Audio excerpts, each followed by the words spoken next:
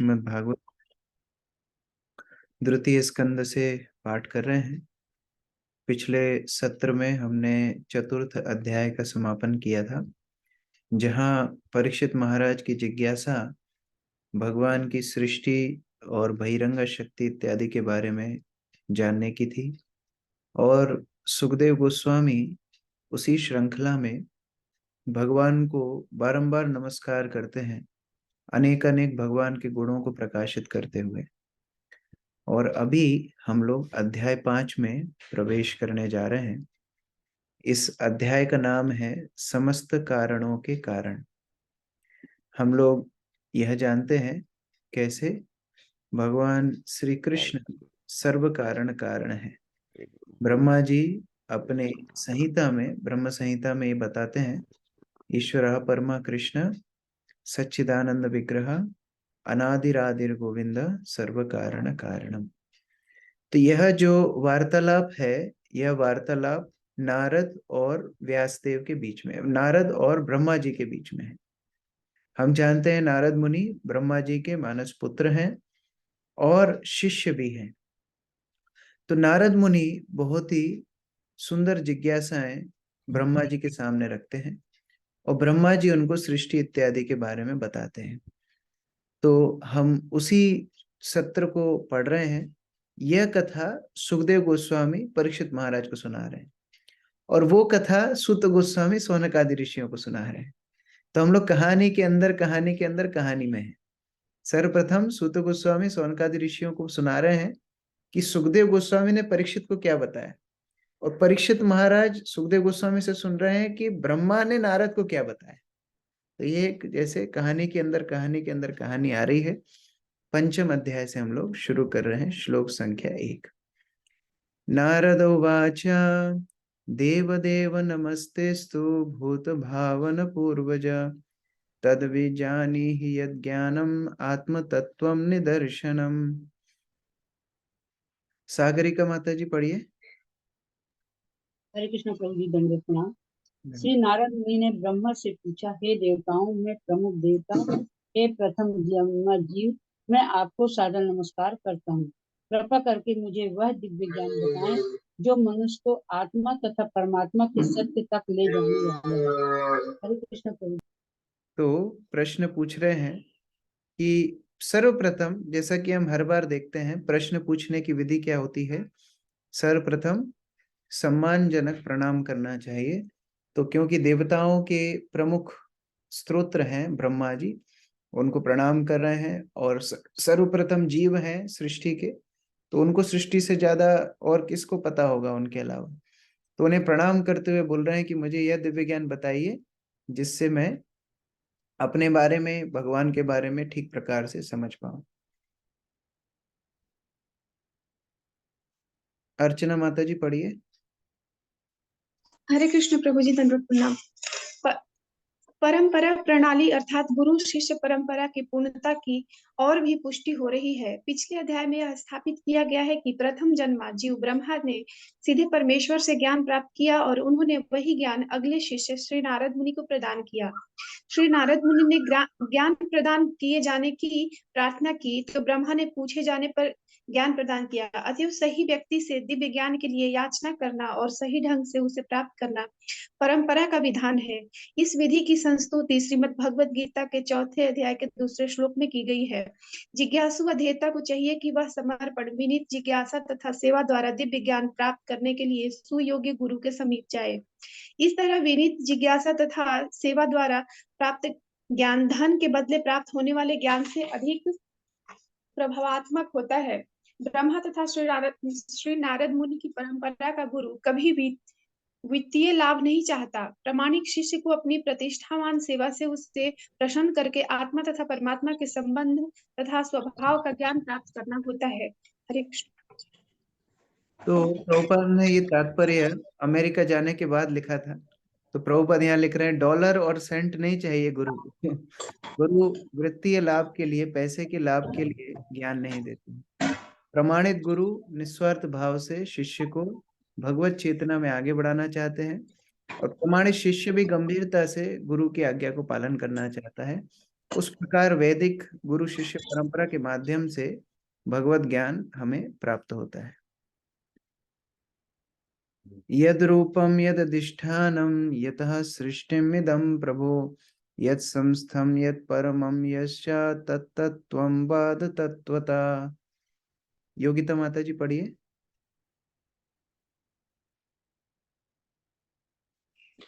हरे कृष्ण प्रभु जी, दंडवत प्रणाम। हे पिता, आप इस व्यक्त जगत के वास्तविक लक्षणों का वर्णन करें। इसका आधार क्या है? यह किस तरह उत्पन्न हुआ? यह किस तरह संस्थित है? और यह सब किससे नियम किया जा रहा है? बहुत बड़ा हो गया। तो यहाँ पर वही प्रश्न पूछ रहे हैं जो परीक्षित महाराज का प्रश्न है। तो वैदिक पद्धति क्या है कि पिछला जो हमने सुना है गुरु शिष्य परंपरा में उसको दोहराना। जब परीक्षित महाराज ने सुखदेव गोस्वामी से प्रश्न पूछा सृष्टि के बारे में, तो सुखदेव गोस्वामी वही दोहरा रहे हैं जो उन्होंने नारद मुनि का वृत्तांत सुना कि सिमिलर क्वेश्चन नारद मुनि ने ब्रह्मा से पूछा था, तो वही का वही दोहरा रहे हैं। राहुल प्रभु तात्पर्य पढ़िए।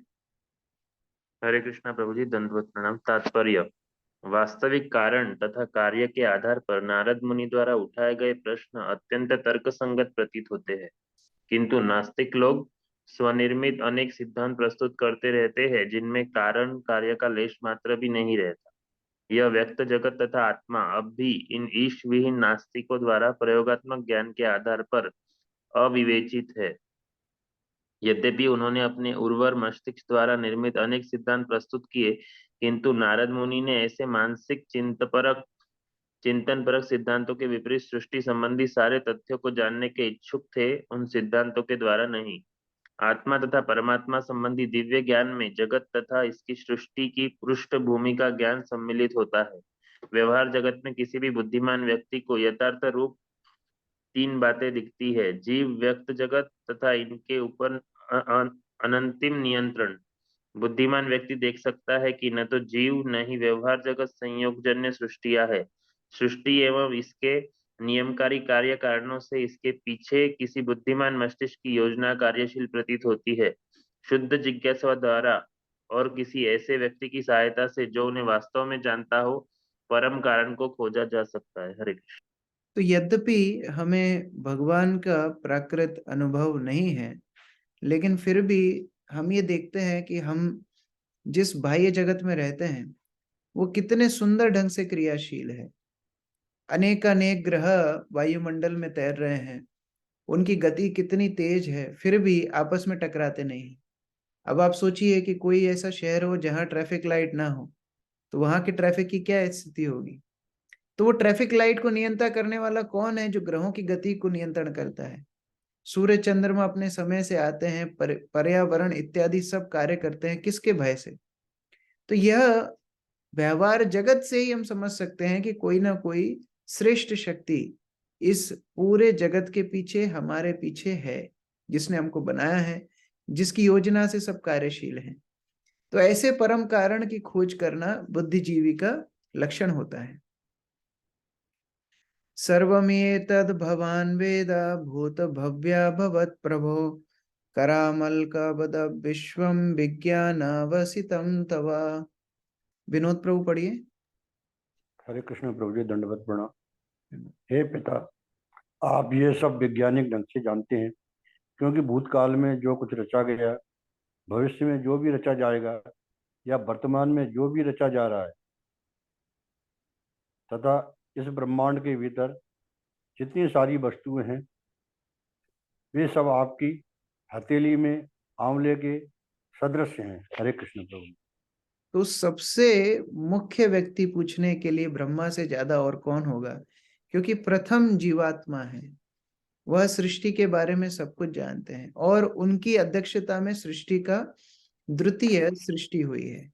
प्रथम सृष्टि तो भगवान ही करते हैं, लेकिन उस सृष्टि को भरना, उसमें विस्तृत रूप से अलग अलग जीवात्माओं को शरीर इत्यादि देना, यह सब कार्य ब्रह्मा जी के अधीन आता है। तो उनसे ज्यादा प्रमाणित और कौन होगा? जैसे मानो कोई मशीन को बनाने वाला मैकेनिक हो, तो उससे ज्यादा उस मशीन को कौन जानेगा। इसलिए नारद मुनि ब्रह्मा जी से ही पूछ रहे हैं कि आप सृष्टि के बारे में बताइए। अनीता माता जी पढ़िए। हरे कृष्ण प्रभु जी, दंडवत प्रणाम। इस व्यक्त ब्रह्मांड तथा ब्रह्मांड के भीतर की प्रत्येक वस्तु के प्रत्यक्ष सृष्टा ब्रह्मा जी हैं। अतः वे जानते हैं कि भूतकाल में क्या घटा, भविष्य में क्या घटित होगा और इस समय क्या घट रहा है। तीन मुख्य वस्तुएं यथा जीव, दृश्य जगत तथा नियंता, ये सतत कार्यशील हैं, चाहे भूतो, वर्तमान या भविष्य, और प्रत्यक्ष व्यवस्थापक इन सारे कार्य कारणों को जानना रहता है। जिस तरह की हथेली में रखे हुए आमलक के विषय में सब कुछ ज्ञात रहता है, किसी वस्तु विशेष का असली निर्माता जानता रहता है कि उसने निर्माण कला किस तरह सीखी, कहाँ से उसे आवश्यक सामग्री मिली, किस तरह उसे जोड़ा गया और किस तरह से निर्माण क्रिया के फलस्वरूप वस्तुएं बन रही हैं। क्योंकि ब्रह्मा जी प्रथम जन्मा जीव हैं, अतः उनसे अपेक्षा है कि वे सृष्टि के सारे कार्यों के विषय में जाने। हरे कृष्ण। तो उस प्रकार भगवान के विषय में, सृष्टि के विषय में नारद की जिज्ञासाएं उचित हैं, और जिनसे वह पूछ रहे हैं वह भी उचित व्यक्ति है। यद विज्ञानो यद आधारो यद परस्त्वम यद आत्मका एक सृजासि भूतानि भूतैरेवात्म मायया। प्रमोदानंद प्रभु जी पढ़िए। हरे कृष्ण धन्यवाद। हे पिताजी, आपके ज्ञान का स्तोत्र क्या है? आप किसके संरक्षण में रह रहे हैं? आप किसकी अधीनता में कार्य कर रहे हैं? आपकी वास्तविक स्थिति क्या है? क्या आप अकेले ही सारे जीवों को अपनी निजी शक्ति के द्वारा भौतिक तत्वों से उत्पन्न करते हैं? हरे कृष्ण धन्यवाद। तो कई बार जब हमें किसी श्रेष्ठ सत्ता का ज्ञान नहीं होता है, तो जो हमें अपने ऊपर दिखता है वही हमको श्रेष्ठतम दिखता है। जैसे हमारे मंदिर में सिक्योरिटी गार्ड है, तो सिक्योरिटी गार्ड का एक इंचार्ज है। अब कभी कोई नया मैनेजर आता है या कभी नया कोई प्रेसिडेंट भी बनता है, सिक्योरिटी गार्ड उसको नहीं जानता है। सिक्योरिटी गार्ड किसको जानता है? अपने इंचार्ज को जानता है। तो भले ही टेम्पल प्रेसिडेंट उनसे बड़ा है, लेकिन उनके लिए वह सिक्योरिटी गार्ड का इंचार्ज ही सब कुछ है। तो उस प्रकार से नारद मुनि देख रहे हैं, अरे हमने तो अपने पिता से सब कुछ सीखा, हम आए भी उनसे ही। तो नारद मुनि मानो एक बद्ध जीव की भूमिका निभाते हुए पूछ रहे हैं कि क्या आपसे ही सारे जीव आते हैं? क्या आप ही सारे भौतिक तत्वों के स्रोत हैं? थोड़ा यह हमको बता दीजिए तात्पर्य। मन माता जी पढ़िए। हरे कृष्ण प्रभु धन्यवाद प्रणाम। श्री नारद मुनि को यह ज्ञात था कि ब्रह्मा ने कठिन तपस्या करके सृजनशीलता प्राप्त की थी, अतएव वे समझ सकें कि ब्रह्मा से भी श्रेष्ठ कोई है जिन्होंने ब्रह्मा की सृजनशीलता से संसारित किया है। इसलिए उन्होंने ये सारे प्रश्न पूछे। अतएव प्रगतिशील वैज्ञानिक उपलब्धियों की खोजें स्वतंत्र नहीं होती। वैज्ञानिक को किसी वस्तु का नाम ज्ञान प्राप्त करना पड़ता है जो पहले से अस्तित्व में होती है, और वह अपने अद्भुत मस्तिष्क द्वारा ऐसा करता है जिसका सृजन किसी अन्य ने किया है। एक वैज्ञानिक इस प्रकार से प्रदत्त मस्तिष्क से कार्य कर सकता है, लेकिन उसके लिए अपना स्वयं का मस्तिष्क या किसी तरह का अन्य मस्तिष्क उत्पन्न कर पाना संभव नहीं है। अतएव किसी भी सृष्टि के संदर्भ में ना तो कोई स्वतंत्र है, ना ऐसी सृष्टि स्वचालित है। हरे कृष्ण प्रभु जी। यद्यपि नारद मुनि का अनुमान गलत है कि ब्रह्मा जी उत्पादन सृष्टि का करते हैं, लेकिन फिर भी उनकी जिज्ञासा का ढंग सबसे उचित है। उन्होंने अपने आप एक्सपेरिमेंट नहीं किया, वरन उन्होंने जा करके जो प्रमाणित स्रोत है उनसे ज्ञान प्राप्त किया। तो उसी प्रकार से हो सकता है हमारे जीवन में भी हमें कई भ्रांतियां हो, कई संशय हो, तो उस समय पर नारद मुनि का अनुसरण करते हुए हमें प्रश्न पूछना चाहिए प्रमाणित व्यक्ति से। श्लोक संख्या 5। आत्मं भावस्य तानि न पराभाव्यम स्वयं आत्मशक्तिम अवष्टभ्य ऊर्णानाभिर इवाक्लमा। अभी एक उपमा दे रहे हैं, एक उदाहरण से समझा रहे हैं। सविता माता जी पढ़िए। हरे कृष्ण प्रभु जी दंडवत प्रणाम। जिस प्रकार मकड़ी अपने जाले को सरलता से उत्पन्न करती है और अन्य द्वारा पराजित हुए बिना अपनी सृजन शक्ति प्रकट करती है, उसी प्रकार आप अपनी आत्मनिर्भर शक्ति को प्रयुक्त करके दूसरे से सहायता लिए बिना सृजन करते हैं। अब बोलते बोलते बोलते उदाहरण तो सही दिए है, लेकिन गलत व्यक्ति के लिए दे दिए। उदाहरण सही दिए, जैसे मकड़ी अपना जाल फैलाती है और फिर उस जाल को समेट भी लेती है। यह भगवान प्रकृति सृष्टि की रचना ऐसे ही करते हैं, पहले सृष्टि को फैलाते हैं, फिर सृष्टि को समेट भी लेते हैं। लेकिन किसके लिए बोल गए? ब्रह्मा जी के लिए बोल गए। अब इसी श्लोक को कोई उठा करके बोल सकता है कि देखो देखो भागवत में लिखा है कि ब्रह्मा जी सबके स्रोत्र हैं। तो एक अभिप्राय समझना चाहिए कि यहाँ प्रश्न पूछ रहे हैं नारद मुनि, ना कि वह सिद्धांत बता रहे हैं। आगे ब्रह्मा जी उसका शोधन करेंगे, तो ऐसे शास्त्रों का खंडन हो जाता है। तो यहाँ पर ब्रह्मा जी को वह परम नियंता बता रहे हैं और मकड़ी के उदाहरण से बोल रहे हैं कि आप सारी सृष्टि करते हैं और समेट लेते हैं। तो उस प्रकार से बोल रहे हैं दूसरे की सहायता के बिना आप सृजन कर लेते हैं, मतलब आप ही स्वतंत्र ईश्वर हैं, ऐसा नारद मुनि ब्रह्मा जी को बोल रहे हैं। मधु माता जी तात्पर्य पढ़िए।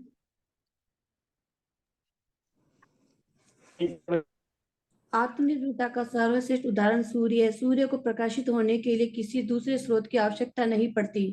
प्रयुक्त सूर्य ही समस्त प्रकाशमान वस्तुओं का सहायक बनता है, क्योंकि सूर्य के होने पर अन्य कोई प्रकाशमान वस्तु महत्वपूर्ण नहीं होती। श्री नारद मुनि ने ब्रह्मा की स्थिति की तुलना उस मकड़ी की आत्मनिर्भरता से की है, जो अन्य किसी की सहायता के लिए बिना लार के शक्तिशाली सर्जन से अपना जाल बनाती है। हरे कृष्ण। ना हम वेद परम ह्यस्मिन् ना परम न समम विभो नाम रूप गुणैर्भाव्यम सदसत किंचिद अन्यता। पायल माता जी पढ़िए। हरे कृष्णा प्रभु जी। हम किसी विशेष वस्तु श्रेष्ठ, निष्कर्ष या समतुल्य, नित्य या क्षणिक, इनके नामों, लक्षणों तथा गुणों से जो भी समझ पाते हैं वह आपके अतिरिक्त अन्य किसी स्रोत से सृजित नहीं होता, क्योंकि आप इतने महान हैं। हरे कृष्णा। तो जो कुछ भी वस्तुएं हैं जिनको हम समझना चाहते हैं, वास्तव में आपके अतिरिक्त हम किसके पास जाएंगे? आप ही हमारे स्रोत्र हैं, आपसे हम आए हैं, आप हमारे गुरु भी हैं, तो आप ही हमको यह सारा ज्ञान बता दीजिए। बसंत प्रभु तात्पर्य पढ़िए। हरे कृष्णा प्रभु जी, धन्यवाद, प्रणाम। तात्पर्य: यह व्यक्त जगत 84 लाख योनियों में उत्पन्न विविध प्रकार के जीवों से परिपूर्ण है। इनमें से कुछ श्रेष्ठ है तो कुछ निकृष्ट। मानव समाज में मनुष्य श्रेष्ठ प्राणी माना जाता है और मनुष्य में भी विभिन्न किस्में होती है, यथा उत्तम, निकृष्ट, समान इत्यादि। लेकिन नारद मुनि ने यह मान लिया कि उनमें से किसी का भी उत्पन्न होने का स्रोत उनके पिता ब्रह्मा जी के सिवा अन्य कोई नहीं। अतः वे ब्रह्मा जी से उनके विषय में सब कुछ जान लेना चाहते थे।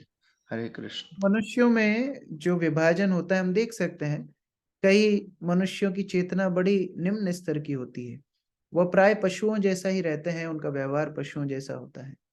कई जो रजोगुण में रहते हैं वो शारीरिक चेतना में होते हैं, और जो सतोगुण में होते हैं वो दिव्य पुरुष होते हैं। यद्यपि मनुष्य जैसे दिखते हैं लेकिन उनकी चेतना दिव्य होती है। तो इस प्रकार अलग अलग श्रेणी के मनुष्य इत्यादि सबका स्तोत्र ब्रह्मा जी को बता रहे हैं नारद मुनि।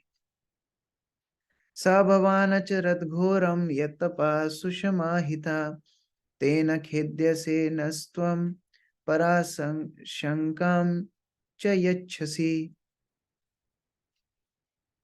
मधु माता जी पढ़िए। हरे कृष्ण प्रभु जी, धन्यवाद, प्रणाम। फिर भी जब हम आपके द्वारा रहते हुए संपन्न कठिन समस्याओं के विषय में सोचते हैं तो हमें आपसे भी अधिक शक्तिशाली किसी व्यक्ति के अस्तित्व के विषय में आश्चर्यचकित रह जाना पड़ता है। आप सृष्टि के मामले में इतने शक्तिशाली हैं। हरे कृष्णा। आगे कंटिन्यू रखूं? नारद मुनि बोल रहे हैं कि आप इतने महान हैं, इतने महान हैं कि हम ये सोच ही नहीं पा रहे हैं कि आपसे बड़ा भी कोई है, ऐसा नारद मुनि बोल रहे हैं। कि आपसे बड़ा कोई है ऐसा हम सोच ही नहीं पा रहे हैं। इसके दो अर्थ हैं। एक तो यहाँ पर नारद मुनि की त्रुटि हुई है कि वो ब्रह्मा जी को भगवान बता रहे हैं, वह त्रुटि है। लेकिन दूसरे स्तर पे देखें, क्योंकि ब्रह्मा जी नारद मुनि के गुरु है, तो शास्त्र बोलते हैं, साधु बोलते हैं कि साक्षात हरित्वेन समस्त शास्त्र युक्त व्यतएव साध्वी। साधु ऋषि मुनि शास्त्र इत्यादि बोलते हैं कि गुरु को ईश्वर तुल्य देखना चाहिए। तो उस उपमा में ये बात ठीक बैठ जाएगी। लेकिन अगर भगवान से स्वतंत्र ब्रह्मा जी को देखेंगे तो फिर ये बात गलत हो जाएगी। दीपिका माता जी पढ़िए तात्पर्य। हरे कृष्ण प्रभु जी, दंडवत प्रणाम। तात्पर्य श्रील प्रभुपाद की जय। श्री नारद मुनि के चरण चिन्हों का अनुसरण करते हुए मनुष्य को चाहिए कि वह अंधे की तरह गुरु को साक्षात ईश्वर न मान ले। गुरु का सम्मान ईश्वर के समान ही किया जाता है, लेकिन जो गुरु अपने आप को साक्षात ईश्वर कहे उसे तुरंत त्याग देना चाहिए। श्री नारद मुनि ने ब्रह्मा को सृष्टि करने के उद्भुत कार्य के कारण सर्वोपरि मान लिया था, लेकिन जब उन्होंने देखा कि ब्रह्मा भी किसी श्रेष्ठ पुरुष की पूजा कर रहे हैं तो उनको संदेह हुआ। परमेश्वर तो श्रेष्ठतम है ही, उनका कोई अपराध नहीं है। अहो क्या या जो साक्षात ईश्वर बनने के उद्देश्य से अपनी पूजा करता है भ्रामक है, लेकिन बुद्धिमान शिष्य तुरंत पहचान सकता है कि परमेश्वर को ईश्वर बनने के लिए किसी की यहाँ तक कि अपनी भी पूजा करने की आवश्यकता नहीं रहती। भले ही दिव्य अनुभूति के अहंगोपासना एवं विधि हो, लेकिन इससे वह कभी ईश्वर नहीं बन सकता। कोई भी व्यक्ति आत्म अनुभूति की विधि से ईश्वर नहीं बन सकता। श्री नारद मुनि ने ब्रह्मा को सर्वोपरि पुरुष के रूप में सोचा था, किंतु जब उन्होंने देखा कि वह दिव्य अनुभूति की विधि में लीन है तो उन्हें संदेह हुआ, अतएव वह सही जानकारी चाह रहे थे। हरे कृष्ण प्रभु। यद्यपि गुरु भगवान के समान सम्मान प्राप्त करते हैं शास्त्रों के अनुसार, लेकिन जो गुरु अपने आप को भगवान से स्वतंत्र ईश्वर घोषित कर दे वह गुरु नहीं है, उस गुरु को त्याग कर देना चाहिए। और जो गुरु भगवान के शुद्ध भक्त के रूप से सेवा करते हैं, सेव्य भगवान के रूप में पूजे जाते हैं, कि जो भगवान के इतने प्रिय हैं, इसलिए भगवान जैसा सम्मान उनको देते हैं। लेकिन कई मायावादी सन्यासी बोलते हैं अरे आप भी भगवान है, हम भी भगवान है, अंतर क्या है? यहाँ बता रहे हैं प्रभु अहंगोपासना। अहंगोपासना मतलब स्वयं की ही उपासना कर लो, उसी से भगवान बन जाओगे। लेकिन यह एकदम शास्त्र विरुद्ध सिद्धांत है। भगवान की सेवा से, भगवान की भक्ति से व्यक्ति उत्कृष्ट स्थिति को स्थापित होता है, ना कि स्वयं की पूजा अर्चना से। तो यहाँ पर नारद मुनि यद्यपि ब्रह्मा जी को भगवान बता रहे हैं, लेकिन स्वतंत्र भगवान बता रहे हैं, इसलिए उनकी त्रुटि हो रही है। एतन्मे पृच्छतः सर्वं सर्वज्ञ सकलेश्वरा विजानीहि यथैवेदम् अहम बुद्ध्येनुशासिता। शकुन माता जी पढ़िए। हरे कृष्णा प्रभु जी, दंडवत प्रणाम। हे पिताजी, आप सब कुछ जानने वाले हैं और आप सबके नियंता हैं, अतएव मैंने आपसे जितने सारे प्रश्न किए हैं उन्हें कृपा करके बताइए, जिससे मैं आपके शिष्य के रूप में उन्हें समझ सकूं। हरे कृष्णा प्रभु जी, दंडवत प्रणाम। और उपमा दे दी कि आप सर्वज्ञ हैं, सब कुछ जानते हैं, और ईश्वर हैं, आप सब कुछ नियंत्रण भी करते हैं। दोनों उपमा देने के बाद बोल रहे हैं मैं आपका शिष्य हूं, आप मेरे ये सारे प्रश्नों का उत्तर दीजिए। रंजना माता जी तात्पर्य पढ़िए। हरे कृष्ण प्रभु जी। श्री नारद मुनि द्वारा पूछे गए सारे प्रश्न सबके लिए अत्यंत महत्वपूर्ण है, अतएव उन्होंने ब्रह्मा से प्रार्थना की कि वे उन्हें उपयुक्त समझे, जिससे ब्रह्म संप्रदाय की परंपरा के अन्य सभी लोग बिना कठिनाई के उन्हें समझ सके। हरे कृष्ण प्रभु जी। तो यह ब्रह्म संप्रदाय की शुरुआत है।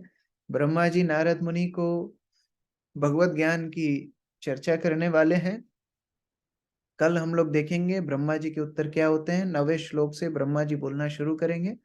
कल से हम लोग आगे पढ़ेंगे। हरे कृष्ण। ग्रंथराज श्रीमद् भागवतम की जय। तो 7वें श्लोक को दोबारा रिपीट कर सकते हैं प्लीज जरा हाँ, डिटेल में? 7वें श्लोक की डिटेल से बता सकते हैं प्लीज दोबारा? 7वां श्लोक, ओके।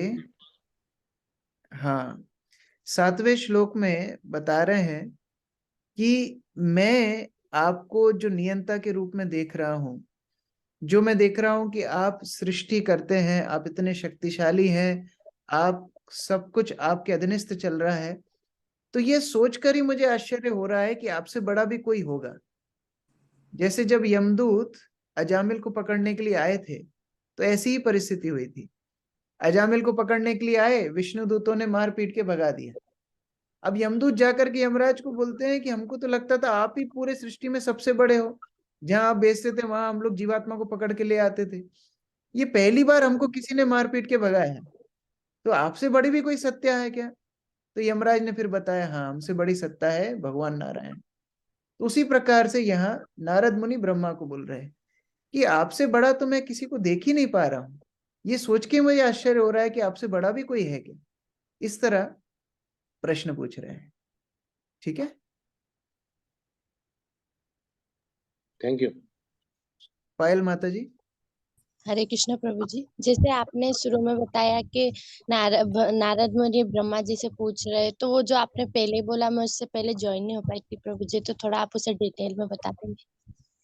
मैं बता रहा था कि सुखदेव गोस्वामी से परीक्षित महाराज ने यही प्रश्न पूछा कि वो सृष्टि के बारे में जानना चाहते हैं। तो फिर सुखदेव गोस्वामी ने स्मरण किया कि हाँ, ऐसा ही प्रश्न तो नारद मुनि ने ब्रह्मा से पूछा था। तो वह अब दृष्टांत चल रहा है जहाँ नारद मुनि ब्रह्मा से प्रश्न पूछ रहे हैं। तो अभी प्रथम हमने दृश्य कहाँ से शुरू किया था? प्रथम स्कंद में सूत गोस्वामी नैमिषारण्य में सौनकादि ऋषियों को कथा सुना रहे हैं। फिर द्वितीय स्कंद में क्या शुरू हुआ कि सुखदेव गोस्वामी जो परीक्षित महाराज को कथा सुना रहे हैं, वह सूत गोस्वामी सौनकादि ऋषियों को सुना रहे हैं। और अब सुखदेव गोस्वामी तीसरी कहानी बता रहे हैं, जो उन्होंने ब्रह्मा और नारद के बीच की कहानी सुनी। इस तरह हम लोग एक एक कहानी के अंदर कहानी सुन रहे हैं। ठीक है, थैंक यू। वसंत। हरे कृष्णा प्रभु जी, धन्यवाद प्रणाम प्रभु जी। मेरे दो प्रश्न है पिछले के पिछले क्लास से। उसमें एक तो ये था कि कई जगह ये चीज मेंशन था कि भक्ति बहुत सरलता से हम प्राप्त कर सकते हैं, लेकिन जब हम प्रैक्टिकली यहाँ प्रयास कर रहे हैं तो हम बहुत सारी कठिनाइयां महसूस करते हैं। और दूसरा प्रश्न है प्रभु जी कि जो भक्त, जैसे हम लोग तो बद्ध जीव है, बहुत ही ये अवस्था में, तो जब प्रयास करते हैं तो बहुत सारे चैलेंजेस आते हैं। तो ऐसा सुने हैं कि जो जो बहुत शुद्ध स्तर पे होते हैं उनका तो बस ऊपर से दिखता है, बाहर दृष्टि से, अंदर से तो वो मुक्त अवस्था में होते हैं। तो हम लोग के जीवन में जो दुख आता है या समस्याएं आती है, वो हमारे कर्मों का फल होता है या भक्ति में आगे बढ़ने में भगवान की परीक्षा होती है? हरे कृष्ण। जब भी यह बताया जाता है कि भक्ति का पथ बड़ा सरल है, तो वह उस संदर्भ में बताया जाता है कि कर्म योग ज्ञान योग के तुलना में सरल है। इसका मतलब ये नहीं है कि इतना सरल है कि बैठे बैठाए भक्ति मिल जाएगी, नहीं। बिना कष्ट किए कृष्ण नहीं मिलते हैं। बिना कष्ट किए, बिना प्रयत्न किए, बिना खींचातानी किए कृष्ण नहीं मिलते हैं। खींचातानी खुद से, ज्ञान मार्ग से, कर्म मार्ग से, उपासना मार्ग से जब तुलना की जाती है, तब भक्ति सरल बताई जाती है। लेकिन जो व्यक्ति कर्म में पड़ा हुआ है, इंद्रिय भोग में पड़ा हुआ है, वह यह सोचे कि हम कुछ नहीं करेंगे भक्ति मिल जाएगी, तो ये गलत धारणा है। दूसरा आपका प्रश्न जो है, भक्ति में जो संलग्न हो रहा है या होने का प्रयास भी कर रहा है, वास्तव में कर्म का प्रभाव उसके ऊपर नहीं होता। तो हम तो देखते हैं कि हमारे ऊपर भी कर्म बंधन है। कर्म बंधन है, लेकिन वह आपको कृष्ण के समीप ले जाएगा अगर चेतना शुद्ध होगी। तो हो सकता है समस्याओं में हम लोग कृष्ण के प्रति और ज्यादा उत्सुक हो जाएंगे। तो भक्तों को जब कर्म फल आते हैं, वास्तव में कृष्ण के आयोजन से ही आते हैं, और भक्त लोग उसी कर्म फल के माध्यम से कृष्ण के समीप भी जा सकते हैं। तो उस प्रकार से कभी ये नहीं सोचना चाहिए भक्तों को कि हमारे कर्मों की वजह से हम इतना कष्ट भोग रहे हैं इसलिए भक्ति नहीं कर पा रहे। नहीं, भगवान स्वयं हमें ये फल दे रहे हैं जिससे हम भक्ति में और ज्यादा आगे बढ़ सके।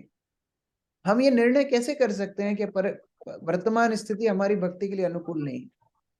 कभी भी ऐसा नहीं सोचना चाहिए। हर स्थिति भक्ति के लिए अनुकूल है। मान लीजिए सारी वस्तुएं हमारे हिसाब से होती तो हो सकता था कि हम इतने मजे में भौतिक संसार में हो जाते कि भक्ति को भूल जाते। इसलिए भगवान को कई बार प्रतिकूल परिस्थितियां देनी पड़ती हैं जिससे हमें भौतिक संसार के प्रति निरासक्ति धीरे धीरे आए और कृष्ण के प्रति आसक्ति बढ़े। तो इस प्रकार से हमेशा भगवान के प्रति कृतज्ञ रहना। तत्तेनुकंपा सुसूक्ष्माना, हे भगवान आपकी अनुकंपा है, मेरे जीवन में जो कुछ आ रहा है ये आपकी अनुकंपा है, मेरे कर्म फल, मेरा भाग्य, सब कुछ आपकी कृपा है। तो उस प्रकार से भक्त का भाव होता है।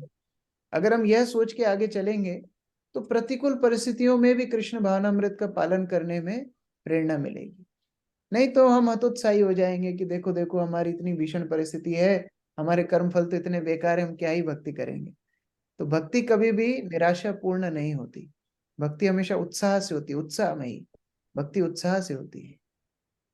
ठीक है, थैंक यू सो मच प्रभु जी। प्रभु जी हम कई बार हतोत्साहित हो जाते थे बट आज मुझे बहुत अच्छा आंसर मिल गया।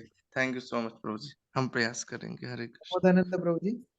प्रभु जी प्रभु जी, जैसे हम लोग भक्ति तो ठाकुर जी की तो उसको सबको मानते हैं, तो घर में रहते हुए परिवार में रहते हुए बच्चों के प्रति आसक्त रहते हैं, तो कर्म करते हैं, उसकी क्या विषय है? उसका एक उपाय है कि आपके बच्चे तो सभी भक्त हैं, यदि आप उनसे आसक्त होंगे तो भी कोई दिक्कत नहीं होगी, क्योंकि भक्तों से आसक्ति तो कृष्ण के समीप ले जाती है। तो जो बच्चों से आसक्त है उनको भक्त बना देना चाहिए बच्चों को। लेकिन फिर भी सतर्क रहना चाहिए कि हमारी आसक्ति बच्चों से हो, चाहे परिवार से हो, चाहे बाकी भक्तों से हो, लेकिन कृष्ण से सर्वाधिक आसक्ति होना चाहिए। कुंती महारानी क्या प्रार्थना की, हमने प्रथम स्कंद में पढ़ा है, हे भगवान यदि मेरी पांडवों से वृष्णियों से आसक्ति आपकी आसक्ति से बड़ी हो तो आप वो संबंध भी काट दीजिए। ऐसी प्रार्थना महारानी करती है। तो आसक्ति है, उससे धीरे धीरे छूटने का प्रयास करना चाहिए। लेकिन अगर परिवार भक्त है तो भक्त समझ के अगर हम उनकी सेवा कर रहे हैं, उनकी मदद कर रहे हैं, उनके आर्थिक इत्यादि सहायता कर रहे हैं तो फिर उसमें कोई समस्या नहीं। ठीक है, ओके अजय प्रभु, लास्ट क्वेश्चन। मैं बाकी प्रश्न कल लूंगा, हमको मंदिर में जाना है, गुरु पूजा शुरू हो गई है। हरे कृष्णा प्रभु, धन्यवाद प्रणाम। धन्यवाद। तो भाई क्वेश्चन तो एक जो है वो ऐसा लग रहा है थोड़ा सा कि हो सकता व्यक्तिगत भी हो, क्योंकि व्यवस्थाओं को लेकर है। व्यवस्था में जब हम जुड़ जाते हैं तो हमें चेतना खराब होने लगती है। तो उस क्वेश्चन को मैं यहाँ रखूँ या व्यक्तिगत रूप से पूछूं, थोड़ा सा ये। ठीक है, आप मुझे पर्सनल भेज देना है, मैं आपको वॉइस नोट में। प्रभु जी मुझे ऐसा लग रहा है कुछ चेतना खराब हो रही है भक्ति में, जैसा आप उत्साह जो है वो कहीं पर किसी और तरफ जा रहा है। तो इसलिए मैं थोड़ा सा व्यक्तिगत है, क्योंकि व्यवस्थाओं में जब जुड़ जाते हैं तो इस तरह से पूछना अच्छा नहीं होगा। ठीक है, आप मुझे पर्सनल भेजना है व्हाट्सएप। जी प्रभु, थैंक यू। तो धीरज प्रभु, विनोद प्रभु, रंगनी, प्रिय माता जी, रेखा माता जी, मैं आपसे निवेदन करता हूँ प्रश्न आप लिख के रख लीजिए। कल हम लोग क्लास जल्दी खत्म करके प्रश्न ज्यादा लेंगे। ठीक है, अभी मंदिर जाना है। हरे कृष्ण। हरे कृष्ण प्रभु।